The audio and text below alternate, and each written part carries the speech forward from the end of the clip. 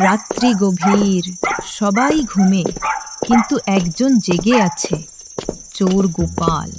আজই রাত জমিদারের ভান্ডার খুলে দেব, সোনা রূপো নিয়ে উধাও। এই তো জমিদারের বাড়ি।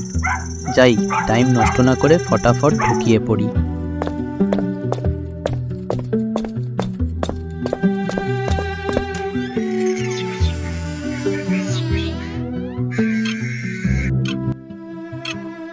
এই ঘরটা অনেক পুরনো, কিন্তু ওই আলমারিটা নিশ্চয় ভান্ডার। যাই, তাড়াতাড়ি আলমারিটা খুলি, কি আছে তাড়াতাড়ি তা দেখি। কে আমার ঘরে ঢুকেছে? কে কে ওখানে? আমার ধন নিতে এসেছিস। এই ধন অভিশপ্ত, যে নেবে সে এখানেই বন্দী। না, বাঁচাও, আমি আর করব না। মা, মা, বাবা এখনো আসছে না কেন?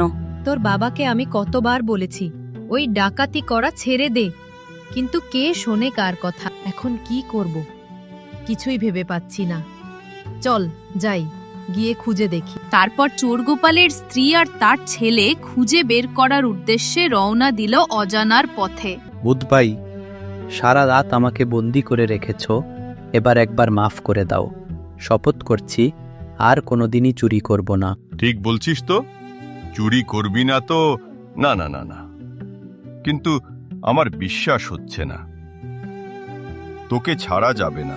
মা, অনেক দূর চলে এলাম, অথচ এখনো বাবার কোনো খোঁজ পেলাম না। তাই তো, অনেক দূর চলে এলাম, তবুও তোর বাবার কোনো খোঁজ খবর নেই।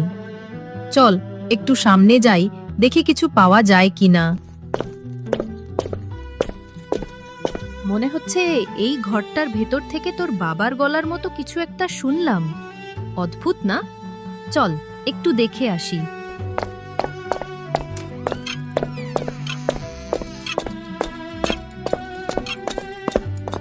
গিন্নি, আমি আজ এক ভয়ানক ভুল করে ফেলেছি এবং ধরা পড়েছি। আমি ক্ষমা চাইছি এবং পুরোপুরি বদলে যেতে প্রতিজ্ঞা করছি।